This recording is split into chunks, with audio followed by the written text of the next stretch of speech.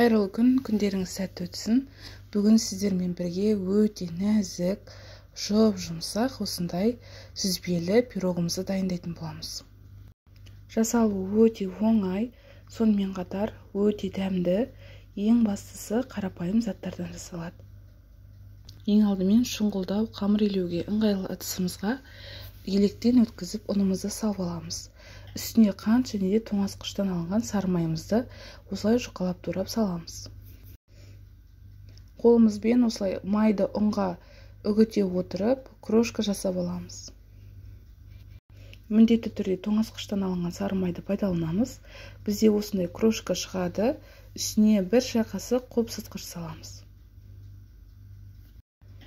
Және де бір жұмыртқамызды жарып, қамырымызды илеп аламыз.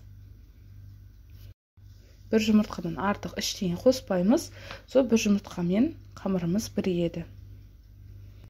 Қамырымыздың барлығын толықтай біріктіріп алғаннан кейін бізде осындай күлше шығады. Осыны пакетке салып, тоңазытқышқа жарты сағатқа қойып қоямыз. Дәл осы қамырды алдын ала дайындап, 3 айға дейін мұздатқышта сақтасаңыздар болады. Керек кезінде шығарып, пайдалана бересіздер. Шұңғыл ыдысымызға 450 грамм мөлшерінде сүзбемізді саламыз. Егер де сүзбелеріңіз ірі болатын болса, блендердің көмегімен езіп алсаңыздар болады. Және де 5 ас қасық сметанамызды саламыз.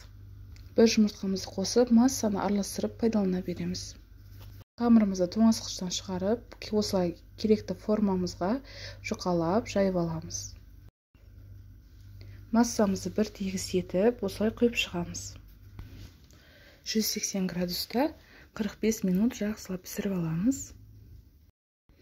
Пирогымыз пісіп шыққаннан кейін бірден кеспейміз, ортасы кішкене қату керек.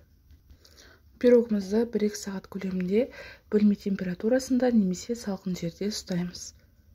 Осылай өте дәмді, нәзік, аузыңызда еритін сүзбелі пирогымыз шығады. Жасап көріңіздер. Сіздермен бірге болған Айгүлдің асханасы.